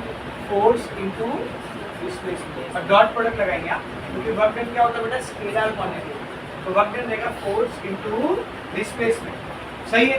Force की जगह और क्या लिख सकता हूँ? देखा, अभी निकाला। फोर्स की जगह और क्या लिख सकता हूँ? E into Q. तो सिंस फोर्स बराबर होता है E इंटू क्यू, तो ये क्या बन जाएगा? dw इक्वल्स टू फोर्स की जगह पर आ जाएगा E into Q into dx। अब भाई ये क्यू जो है, ये क्यू कौन सा रहेगा? Q0। ठीक है, आप कौन से चार्ज को मूव कर रहे हो? ये चार्ज को मूव कर रहे हो क्या? वो अपनी जगह पे रखा हुआ है चुपचाप। कौन सा चार्ज मूव हो रहा है? बोल Q0। तो इधर क्यू की जगह पर क्या है बेटा? Q0 है, वो मूव हो रहा है। और ये स्केलर है ना, तो ये दोनों वेक्टर है, तो इसको बाजू करो। क्यू वो दोनों वेक्टर के बीच में खड़ा होता है, ठीक है? तो इसको बाजू करो तो क्या हो जाएगा? या फिर इसको डायरेक्ट हटा ही दो। क्यों हटा दिया? बता, ऐसे अपना राज चल रहा है, क्यों हटा? Q0 की वैल्यू क्या होती है? Q0 इज +1 ना, +1 इंटू में है, नहीं इंटू में तो भी चल। तो dw क्या आ रहा है? Into dx। ये कौन सा सरफेस है? ये कौन सा सरफेस है? Equipotential surface. और अभी पहले पॉइंट में मैंने क्या पढ़ा, किसी भी इक्वी पोटेंशियल सरफेस पे चार्ज को कोई भी दो पॉइंट के बीच में मूव कराओ, कितना वर्क डन लगता है, no work done, zero work done. सही है कि नहीं? तो हम लोग क्या लिखेंगे, since 4n equi potential surface, किसी भी इक्वी पोटेंशियल सरफेस के लिए dw की वैल्यू कितनी रहेगी, पोटेंशियल की वैल्यू कितनी रहेगी, बोल 0। तो यहाँ पर dw की वैल्यू 0 रखो, 0 equals to e dot dx। बेटा डॉट प्रोडक्ट घटता है तो क्या आता है, cos हो जाएगा e dx cos theta is equals to 0। ये थीटा किसी किसी बीच में रहेगा, तो e वेक्टर और dx, e वेक्टर और dx। समझ आया अच्छे से? आगे देखते हैं चलो, हाँ चलो आगे देखते हैं। ये e और dx उधर चलेगा तो cos थीटा कितना हो गया, 0। cos थीटा 0 मतलब थीटा कितना, cos 0 कब होता है, 90 डिग्री पर, बोल 90। यानी यहाँ पर एंगल ये जो है किसी किसी बीच का, e और dx के बीच, ये कितना होना चाहिए, 90। इसको मैं ऐसा लिख सकता हूँ, that is electric field vector should be perpendicular to dx। dx vector किस में बना था, dx वेक्टर किसमें बना था, इक्विपोटेंशियल सरफेस में ना। मेरे इमेजिन कर, इसको इमेजिन कर, ये अपना इक्विपोटेंशियल सरफेस है, ये चार्ज पॉइंट 1, ये पॉइंट 2, यहाँ से यहाँ तक स्पेस में लेना इसको, तो ये तुम्हारा dx वेक्टर है। अब इसको मेरी इलेक्ट्रिक फील्ड कैसी होनी चाहिए, परपेंडिकुलर। इसको इलेक्ट्रिक फील्ड परपेंडिकुलर ऐसी रहेगी ना। अगर dx को इलेक्ट्रिक फील्ड परपेंडिकुलर है तो इक्विपोटेंशियल सरफेस को भी क्या रहेगी, परपेंडिकुलर। ये पॉइंट है, ये है दूसरा, कि किसी भी इक्विपोटेंशियल सरफेस को इलेक्ट्रिक फील्ड हमेशा क्या होती है, परपेंडिकुलर। आप समझे, यहाँ पर मैं क्यों बोला था कि इलेक्ट्रिक फील्ड को ये सरफेस कैसा होना चाहिए, परपेंडिकुलर।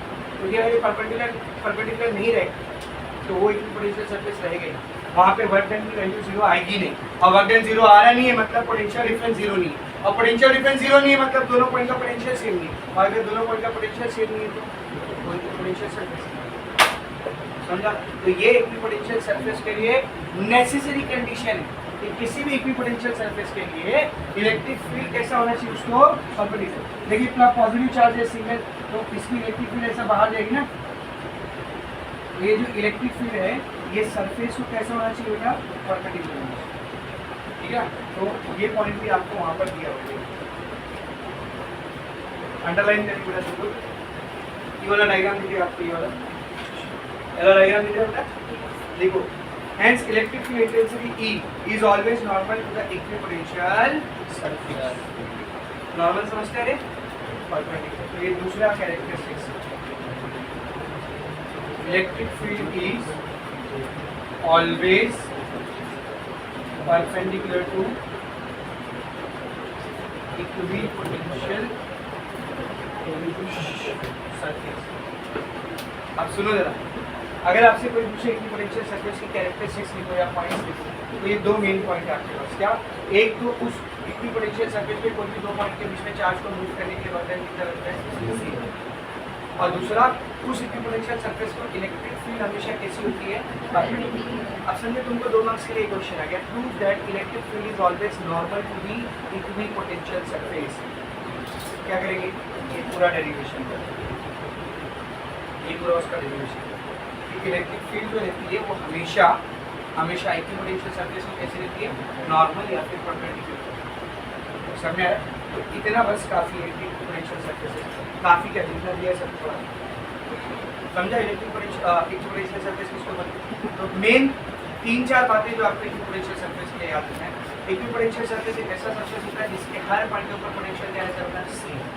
पोटेंशियल सेम है तो पोटेंशियल डिफरेंस कितना रहेगा, 0। पोटेंशियल डिफरेंस 0 है तो वर्क डन कितना रहेगा, 0। और इस सरफेस को इलेक्ट्रिक फील्ड हमेशा कैसे रहेगी, परपेंडिकुलर। तो मेन ये 4 बातें आ रही हैं। पहली, on the equipotential surface electric potential of all the points are same. दूसरी, on the equipotential surface potential difference between any 2 point is 0। तीसरी, ऑन द इक्विपोटेंशियल सरफेस या फिर along the equipotential surface work done to move the charge between any 2 points is 0 and no work is required. चौथा point, electric field is always perpendicular to the equipotential surface. ये 4 बातें आपको याद रखनी है। तो अगर 2 मार्क्स का क्वेश्चन आता है explain equipotential surface, right of the characteristics of equipotential surface, right of the properties of equipotential surface, तो ये चारों बातें आपको लिखनी है। उसके हर 2 पॉइंट का पोटेंशियल सेम होता है, उसके किसी भी 2 पॉइंट के बीच का पोटेंशियल डिफरेंस 0 होता है, उसके किसी भी 2 पॉइंट के बीच में चार्ज को मूव करने के लिए वर्क नहीं लगता है, वर्क 0 होता है, और इसको हमेशा इलेक्ट्रिक फील्ड की एनर्जी का फंडामेंटल याद रहेगा सबको अच्छे से। और यह ज़्यादा से ज़्यादा आपको एक रिलेशन पूछता है, prove that for an equipotential surface electric field intensity vector is always normal to the equipotential surface. तो ऐसे प्रूव करेंगे, सबको एकदम अच्छे से समझा। यहाँ पर ये टॉपिक भी आपको लिखो पड़ा विद डेरिवेशन। लाइक अगर ये चार्ज है Q1, ये चार्ज है Q2, इन दोनों के बीच का डिस्टेंस है R, इन दोनों के बीच में जो पोटेंशियल एनर्जी रहेगी उसका फॉर्मूला क्या तैयार कर 1/4πε0 Q1 Q2 by R square Q1 Q2 by R। ये फॉर्मूला डिराइव किया याद है पोटेंशियल एनर्जी का। पहले डेट का U निकाले थे, फिर उसकी मदद से निकाले थे, ठीक है।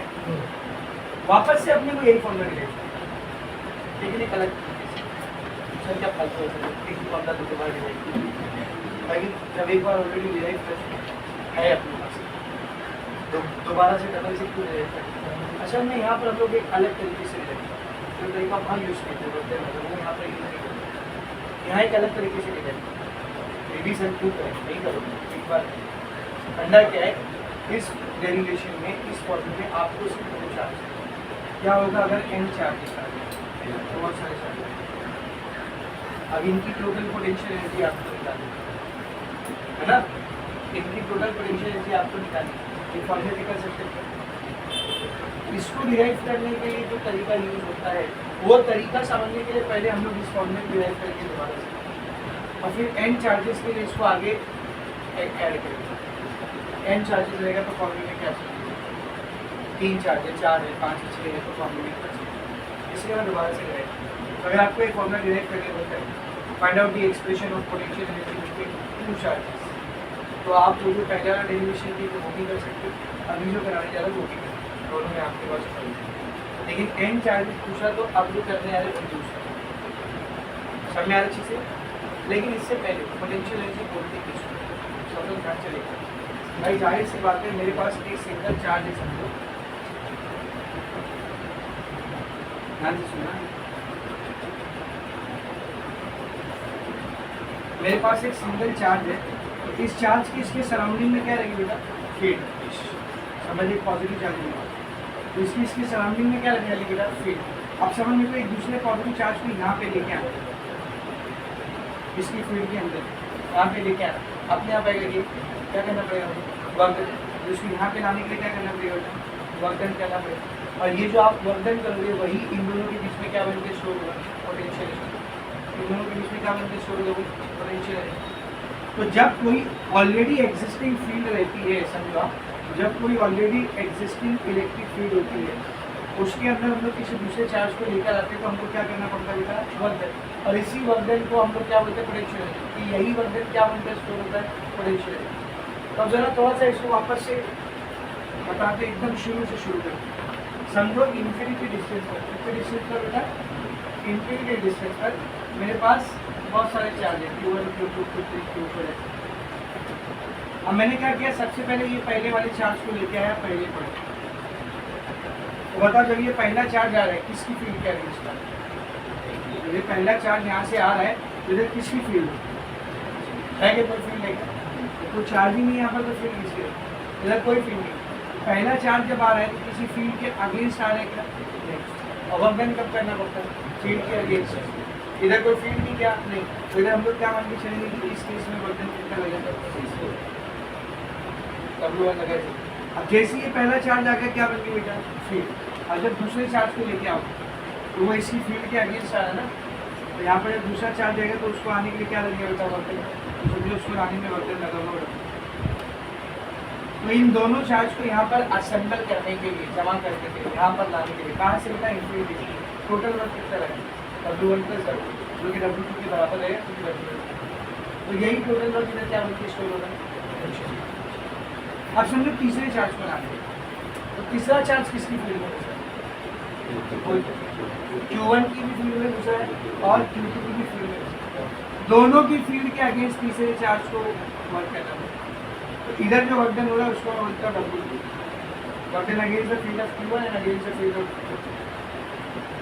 अब बताओ इन तीनों चार्ज के बीच की पोटेंशियल एनर्जी कितनी रहेगी?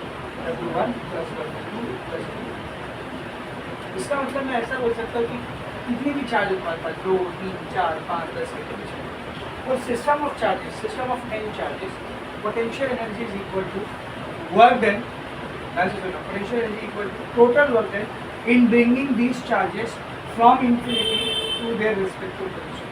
सही, मेरे पास थोड़े बहुत चार्जेस है 3, 4, 5, 6 कितने लाइक से n चार्जेस, तो उनकी टोटल पोटेंशियल एनर्जी किसके बराबर रहेगी? इन चार्जेस को इंफिनिटी से उठाकर इन पॉइंट्स तक लाने के लिए जो टोटल वर्क डन रहेगा उसी के बराबर क्या रहेगा? Potential energy. ये डेफिनेशन आपको याद है, तो आपका डेफिनेशन बोल्ड करके वहां पर ये सेम डेफिनेशन क्या किया है सब लोग देखिए पेज नंबर 196, बोल्ड करके लिखा जाए electrostatic potential energy of a system of point charges.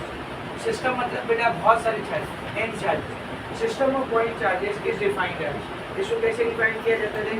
Total amount of work done, total जो वर्क डन लगेगा, टोटल लिखा है, total amount of work done to assemble the system of charges by bringing them from infinity to their present location.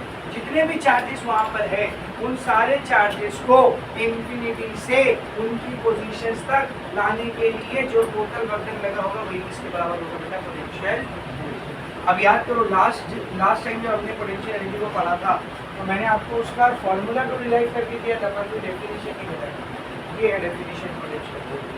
तो अगर आपसे बोला define electrostatic potential energy तो आपकी डेफिनेशन क्या है? फिर से बोल रहा हिंदी में जाके सर, मेरे पास कुछ चार्जेस हैं, इनकी electrostatic total electrostatic potential energy क्या रहेगी? इन चार्जेस को इंफिनिटी से उठाकर यहाँ तक लाने में जो टोटल वर्क डन लगेगा वही किसके बराबर है? पोटेंशियल। वही किसके बराबर है? वो पोटेंशियल। सब किसी भी डाउट है लेना पड़ता, ठीक है। अगर ध्यान रखिए जब हम लोग चार्ज को इंफिनिटी से लाते हैं तो उस केस में मैंने आपको v का एक फॉर्मूला दिया, एक तो ये फॉर्मूला था बस v2 - v1 w/2 है ना, एक ये फॉर्मूला। लेकिन जब हम लोग चार्ज को इंफिनिटी से उठा करके लाते हैं, इनफाइनाइट डिस्टेंस से उठा करके लाते हैं, तब ये फॉर्मूला हम लोग ऐसा लिखते हैं v w/2। क्या लिखते बोल? v w/2। तो w क्या होगा? फिर w क्या आएगा? v × इधर ये डेरिवेशन में फॉर्मूला यूज किया W = V × अब स्टार्ट करके लगेगा। पहले दो चार्ज के लिए फॉर्मूला आपको ऑलरेडी पता है, दो चार्ज की पोटेंशियल एनर्जी क्या है? और मैं फोटा एप्सिलॉन नॉट Q1 Q2/R अब खाली अलग तरीके से डिराइव करते हैं और ये फॉर्मूला यूज करते हैं।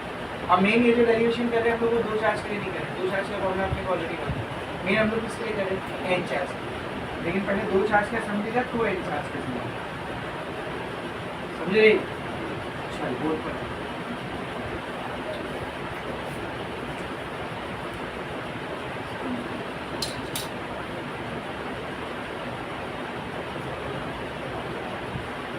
टू पॉइंट चार्जेस समझो 3D में स्पेस में ये ओरिजिन है, ये एक्स एक्सिस, ये वाई एक्सिस, ये जेड एक्सिस।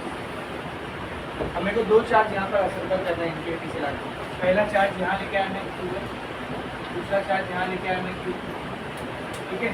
Q1 का पोजीशन वेक्टर क्या रहेगा? पोजीशन वेक्टर इसको ओरिजिन से पॉइंट तक बनाया गया वेक्टर। Q1 का पोजीशन वेक्टर ऐसा कुछ रहेगा, उसको नाम देते हैं R1 वेक्टर। क्या नाम देते हैं बोल? R1।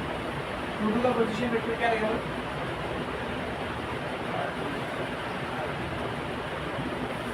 Q1 और Q2 के बीच का डिस्टेंस क्या रहेगा? Q1 और Q2 के बीच में वेक्टर क्या रहेगा? देखिए वाला इसको लिखते हैं R1, इसको क्या लिखते बेटा? R1। मतलब Q1 और Q2 के बीच का डिस्टेंस R1, Q1 और Q2 के बीच का डिस्टेंस R1। कहीं पे लिखा है R34 मतलब थर्ड चार्ज और फोर्थ चार्ज के बीच का डिस्टेंस।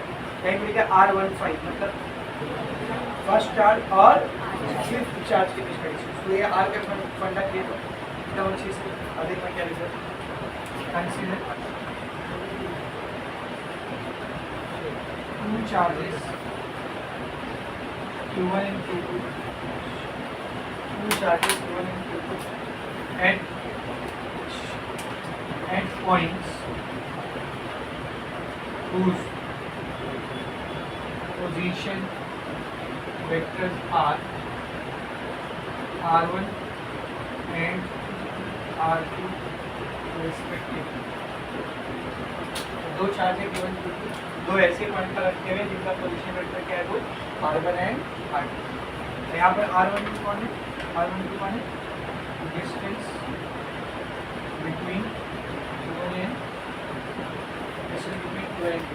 अब पोटेंशियल एनर्जी किसके बराबर रहेगी, पोटेंशियल एनर्जी किसके बराबर है, अपनी डेफिनेशन है, पोटेंशियल एनर्जी किसके बराबर रहेगी, इन दोनों चार्ज को इन्फिनिटी से उठाकर यहाँ तक लाने में जो टोटल वर्क लगेगा उसके बराबर रहेगी क्या, पोटेंशियल चार्ज। तो दोनों चार्ज को एक साथ नहीं उठाते, कैसे लाएंगे, वन बाय वन, कैसे लाएंगे बोल। पहले फर्स्ट चार्ज करेंगे, थोड़ी देर के मुझे दोनों चार्ज बनाना चाहिए, दोनों चार्ज। अब पहले चार्ज को लेकर Q1 को इन्फिनिटी टू लेके आए, तो जो Q1 आएगा किसकी फील्ड के अगेंस्ट है, किसी फील्ड के अगेंस्ट, उसको वर्क कितना लगेगा, जीरो। Q1 ऐसा फ्री में आके बैठे, Q1 ऐसा फ्री में आके जैसा झोपड़पट्टी में पहले एकदम गाड़ी पिंडर एकदम दलदल रहता है, जो पहला बंदा आता है वैसा चार बंदूक आता है, उसका भी नहीं, चार बंदूक आएगा पर नहीं आएगा, बोलेगा ये उसको जरा भी पैसा देना पड़ता है क्या, आप भी दूसरा बंदा आएगा भाई थोड़ा मेरे को पैसा दे, पैसा दे मेरी जगह है कि नहीं।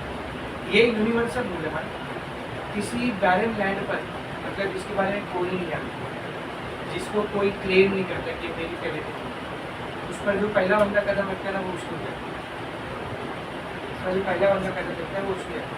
देखा जाए तो चांद पे सबसे पहला फिलहाल जो प्रॉपर्टी राइट है वो नील आर्मस्ट्रांग, क्योंकि पहला बंदा वही कदम रखता है, समझ ये universal rule.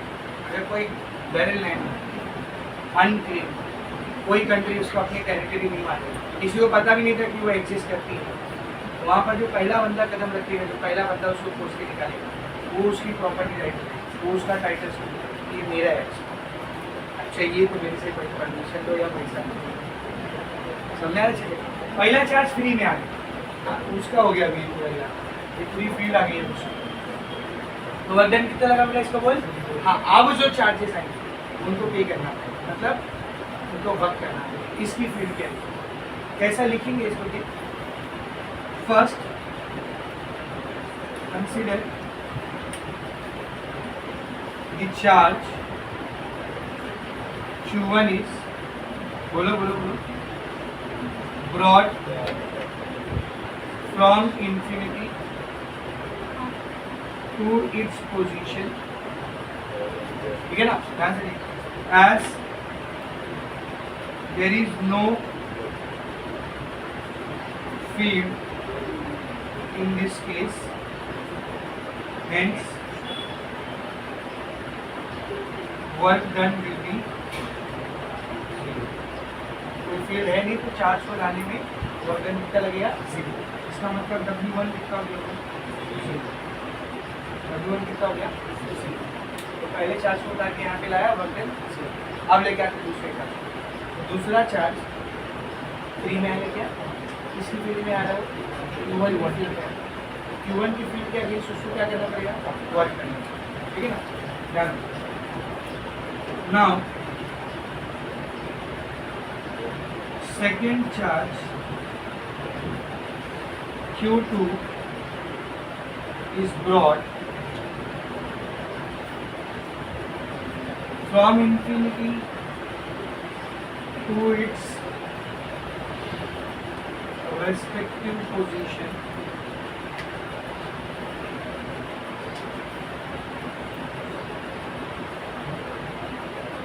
in doing so work has to be done against the field of work करना पड़ेगा किसके फील्ड के अगेंस्ट, Q1 की फील्ड के against, which will be which is given by क्या रहेगा बटन? कभी थोड़ी देर पहले बटन का एक फॉर्मूला पढ़ाया था, W = V क्या रहेगा बटन? W 2 बोलेंगे, W बोल। यहाँ पर V कौन होता है? उस पॉइंट का पोटेंशियल जहाँ पे चार्ज आ रहा है, और Q कौन होता है? आने वाला चार्ज। तो आ कौन सा चार्ज रहा है बोल? Q2 चार्ज आ रहा है ना, Q2 चार्ज कौन से पॉइंट पर आ रहा है? ये पॉइंट पर आ रहा है। तो इस पॉइंट के पोटेंशियल को मल्टीप्लाई करो इसको Q2 से। मेरे को बताना इस पॉइंट पर जो पोटेंशियल है Q2 बना रहे हैं, इस पॉइंट पर पोटेंशियल पर बना रहे हैं। अब लोग लिखेंगे पोटेंशियल ड्यू टू Q1, अगर इसको नाम दे दूँ मैं A और इसको नाम दे दूँ एट पॉइंट B के ऊपर Q1 की फील्ड की वजह से, Q1 की फील्ड की वजह से जो पोटेंशियल बन रहा है इसको मल्टीप्लाई करेंगे इससे Q2 से। थोड़ी देर के लिए याद करो, एक सिंगल चार्ज ये डिस्टेंस इस पॉइंट पर कितना पोटेंशियल बनाएगा? फॉर्मूला है ना अपने पास 1/4πε0। चार्ज है Q1, डिस्टेंस है R1, यही बनेगा इस पॉइंट पर पोटेंशियल। अब बाहर से चार्ज कौन सा आ रहा है बेटा? Q2, तो कितना आ गया W2 दे? 1/4πε0 Q1 Q2/R1 आ गया W। सही है। अभी total work done in assembling two charges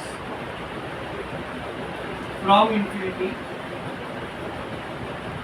to their current position is क्या रहेगा टोटल वर्क डन? क्या रहेगा total work done? W = W1 है 0, W2 है 1/4πε0 Q1 Q2/R1, ठीक है ना। तो टोटल वर्क डन कितना आ रहा है? 1/4πε0 Q1 Q2/R1। आप लिखिए since by definition of electrostatic potential energy, by definition of electrostatic potential energy U किसके बराबर है बेटा? इसी total work done in bending the charges to the respective position, यही किसके बराबर होता है? पोटेंशियल। तो U का फॉर्मूला भी क्या होगा? 1/4πε0 Q1 Q2/, आया सेम फॉर्मूला, ठीक है। अब ये फॉर्मूला आप ऑलरेडी डिराइव कर चुके, लेकिन एक अलग तरीके से, वो इंटीग्रेशन वाला कंसेप्ट याद है। अगर आपको एक फॉर्मूला पूछता है आप उसको वैसे भी डिराइव कर सकते हो, वैसे भी एकदम अच्छे से समझा। और मेन आपको मैंने सब क्यों कराया, मैंने n चार्जेस अभी तक 2 पे रुके थे ना।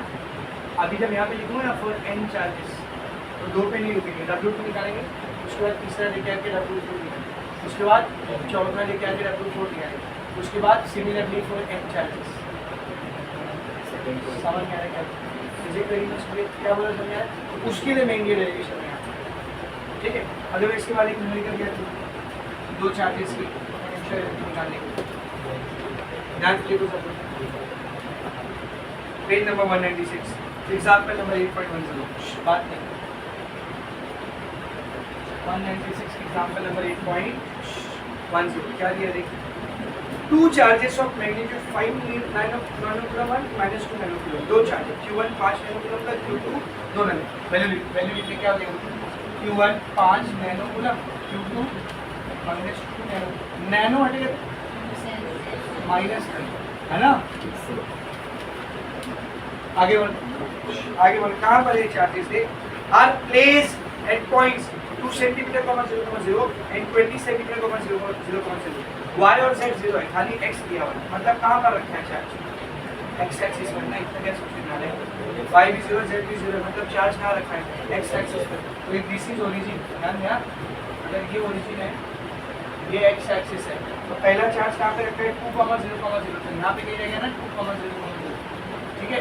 यहाँ पे रखा है मेरा पहला चार्ज, और दूसरा चार्ज कहाँ पे रखा है? दूसरा चार्ज कहाँ पे रखा है? 20,0,0. तो यहाँ पे कहीं रहेगा 20. सही है। चल मुझे बता फिर R1 को कितना है? R1 को बोले पहले और दूसरे चार्ज के बीच का डिस्टेंस कितना रहेगा बोलना कितना रहेगा? ये पॉइंट है 2 और ये पॉइंट है यहाँ से लेकर यहाँ तक 20, ये कितना रहेगा ना? अरे ग्राफ समझ इसको, पहला पॉइंट 2 पे है, दूसरा पॉइंट 20 पे, 2 और 20 के बीच में कितना डिस्टेंस है 18, समय आ अच्छे से।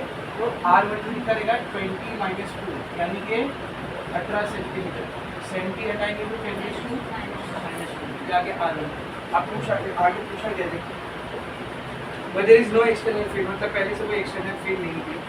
Find the electrostatic potential electrode system, क्या निकालना है बेटा? कितने चार्ज है बोल? 2 है ना, तो 2 चार्ज के लिए कौन सा फॉर्मूला होता है ये वाला ना? Since Q is equals to 1 by 4 pi epsilon naught Q1 Q2 by R1, 1 by 4 pi epsilon naught की वैल्यू 9 into 10⁻⁹ Q1 कितना है? 5 into 10⁻⁹ Q2 कितना है?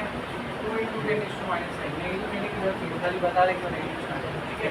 Divided by R12, how much is R12? 18 into 10⁻⁻², इधर इधर 10⁻+ नहीं 10⁻⁻, 2 9 18, 9 से 9 क्या बच गया? 2 is equals to 5 10⁻², ये माइनस नहीं है, -2 पर है तो +2, -9 + 4 -7,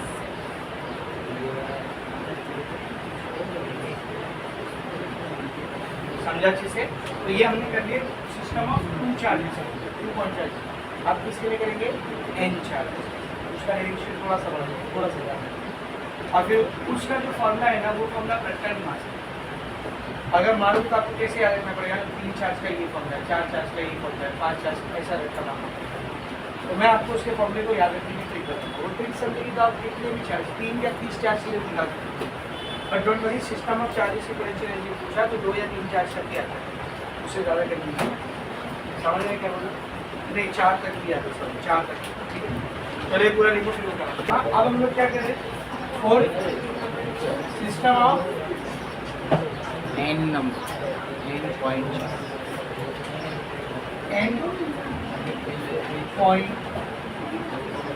चार्ज और system of n point charges. तो अब यहाँ पर हम लोग लिखेंगे कंसीडर टू नहीं, कंसीडर n चार्ज, ठीक है ना? अभी सीधा यहाँ से चालू करो, फर्स्ट कंसीडर द चार्ज करो।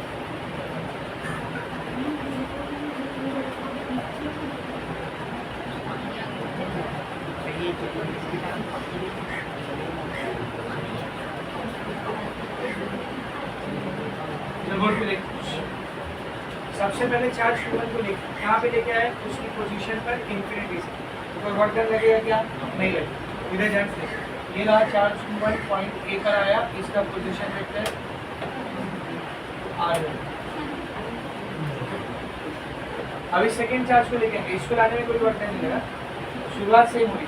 सेकेंड चार्ज है, नाम क्या उसका? बात मत करो, इधर ध्यान दो। सेकेंड चार्ज आ रहा है Q2, कहाँ से? इंफिनिटी से, अपनी पोजीशन। इसको लाने में वर्क लगेगा, किसके अगेंस्ट लगेगा? बोल डिमांड की फील्ड के अगेंस्ट लगेगा, ठीक है ना? तो समझो सेकेंड चार्ज आया वो यहाँ पे नहीं आया, इस पॉइंट को बोल पर B, ये रहा पोजीशन वेक्टर R, ठीक है? तो कैसे निकालेंगे इसका वर्क? इस पॉइंट पर इस चार्ज की वजह से पोटेंशियल इनटू ये आने वाला चार्ज Q2, तो यहाँ तक सब सेम चला है ना? R1 को कौन देगा यहाँ पर? R1 को कौन देगा? दिस इज R1, ठीक है बेटा? 1 और 2 के बीच का डिस्टेंस। अब समझे तीसरा चार्ज है, अब जो तीसरा चार्ज आ रहा है वो यहाँ पे पॉइंट C, जिसका पोजीशन वेक्टर है R, पोजीशन वेक्टर क्या है? ठीक है? तो फर्स्ट चार्ज हो गया, सेकेंड चार्ज हो गया। नाउ थर्ड चार्ज Q3, ठीक है ना? Third charge Q3 will be, या थर्ड चार्ज को लाने से पहले ऐसे। Now third charge Q3 will be brought या फिर is brought from infinity to its position Q3 को लेके आया इंफिनिटी से उसकी पोजीशन C तक, ठीक है। वर्क लगेगा या नहीं? बिल्कुल लगेगा। किसकी फील्ड के अगेंस्ट लगेगा? Q1 की भी फील्ड के अगेंस्ट लगेगा और Q2 की फील्ड के against. So Q its position C. In doing so, work has to be done against field of Q1 and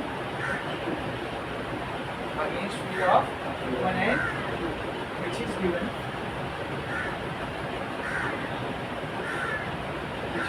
as क्या रहेगा? देखिए तीसरा वाला वर्जन W3 क्या रहेगा? देखिए सबसे पहले पॉइंट C के ऊपर पोटेंशियल निकालेंगे, किसकी वजह से?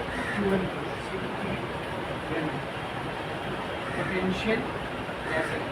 Potential at C due to Q1, C के ऊपर potential due to Q1 into आने वाला चार्ज। आर कौन सा चार्ज आ रहा है? कौन सा चार्ज आ रहा है बोल? तो ये हुआ इसकी वजह से। अब सेम इस पॉइंट C पर किस वजह से पोटेंशियल निकालेंगे? Q की वजह से। तो लिखेंगे plus potential at C due to Q2 into आने वाला चार्ज कौन सा था? तो क्या बनेगा? देखिए पोटेंशियल का फॉर्मूला क्या होता है? 1/4πε0 Q1 का पोटेंशियल निकाल लो ना, कौन से पॉइंट पर निकाल लो? C की तरफ। यहाँ डिस्टेंस क्या रहेगी? इसकी इसका डिस्टेंस 1 और 3 क्या रहेगा? R13 इंटू Q3 प्लस ये क्या रहेगा? 1/4πε0 C पर पोटेंशियल Q की वजह से Q2 दोनों के बीच का डिस्टेंस कितना रहेगा? R2 इंटू ये बनेगा W3 is equal to 1/4πε0 common क्या बचा? Q1 Q3 by R13 Q2 Q3 by R2।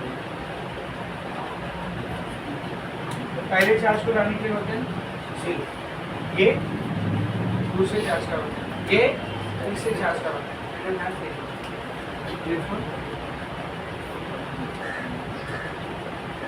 Total work done in assembling 3 charges will be W is equal to W1 plus W2 plus W1 कितना है? C, W2 ये रहा, W3 ये रहा, तो इन दोनों को ऐड कर दो, लेकिन ये तो 0 W क्या बनेगा? W is equal to इसको ऐड कर, इन दोनों में भी कुछ कॉमन है, क्या कॉमन है? 1/4πε0 सही है, ठीक है ना। ब्रैकेट में क्या है?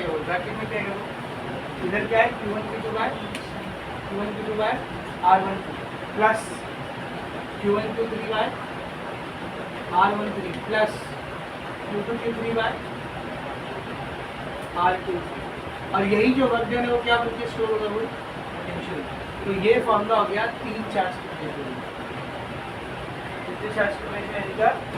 पहले जो फॉर्मूला दिया था तो यही करना पड़ेगा 1/4πε0 ये कितने चार्ज के लिए था? 2 चार्ज।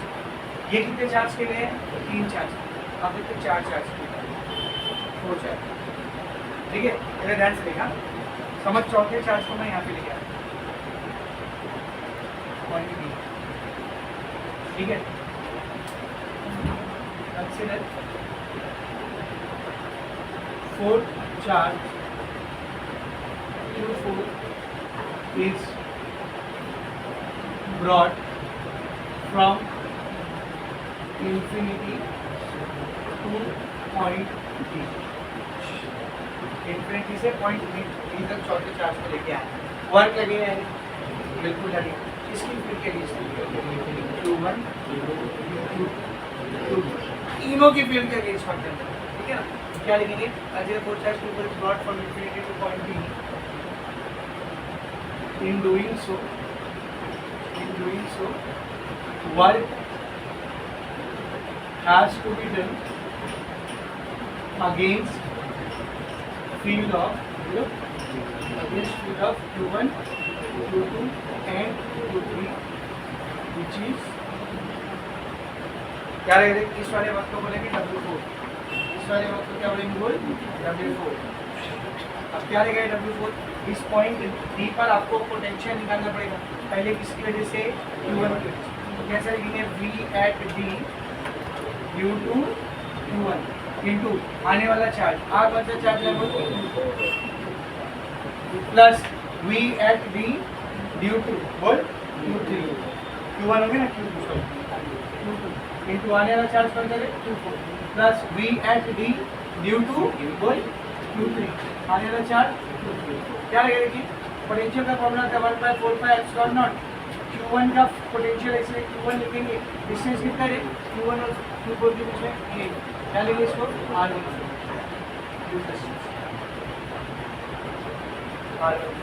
ठीक है। R14 बाहर 1 मल्टीप्लाई हो रहा है Q4, सही है, प्लस पोटेंशियल का formula 1/4 pi epsilon not, 1/4 pi epsilon not, ठीक है ना। Q2 का पोटेंशियल निकालना है, इसलिए Q2 और Q2 और Q4 के बीच का डिस्टेंस क्या है? Q2 और Q4 के बीच का डिस्टेंस क्या है? R24, ठीक है ना। R24 इनटू बाहर कौन है? Q4 plus VD 1/4 pi epsilon naught. Q3 का पोटेंशियल निकाल लो, इससे किस पॉइंट पर? D पॉइंट पर। 3 और D के बीच में डिस्टेंस है ना, R3। बाहर कौन? Q4। इन सब में से क्या कॉमन आ रहा है? 1/4 पाई एप्सिलॉन नॉट, ठीक है ना, ब्रैकेट क्या आएगा? बोल Q1 Q4 by R14, Q2 Q4 by R24, इधर Q3 Q4 बाय R34। ये कौन सा वर्क है? चौथे चार्ज को लाने के लिए। तो ध्यान से देखिए, पहले चार्ज को लाने के लिए कितना वर्क लगा? 0। सेकेंड चार्ज को लाने के लिए कितना वर्क लगा? ये। थर्ड चार्ज को लाने के लिए कितना वर्क लगा? ये। फोर्थ चार्ज को लाने के लिए कितना वर्क लगा? ये। इसको मत देखो एनर्जी, 3 चार्ज के एनर्जी। पहला चार्ज है 0, दूसरा चार्ज ये वर्क, तीसरा चार्ज ये वर्क, चौथा चार्ज ये। तो चारों चार्ज को जमा करने के लिए टोटल वर्क कितना है? चारों जमा करें W1 plus W2 plus W3 plus W4। ध्यान से देखो, total work done to assemble, ध्यान दें, टू असेंबल 4 चार्जेस, 4 चार्जेस को असेंबल करने के लिए जो टोटल वर्क डन लगेगा क्या रहेगा? वो W is equal to W1 plus W2 plus W3 plus W4। और यही W किसके बराबर रहेगा? बोल 4 चार्ज की एनर्जी के बराबर, पोटेंशियल एनर्जी के बराबर, ठीक है ना। पहला वाला वर्क डन कितना है? 0, उसको छोड़ो, बाकी ये W2 W3 W4 W2 W3 W4। जब इन तीनों को ऐड करोगे तो इन तीनों में भी क्या कॉमन आएगा? 1/4 पाई एप्सिलॉन नॉट।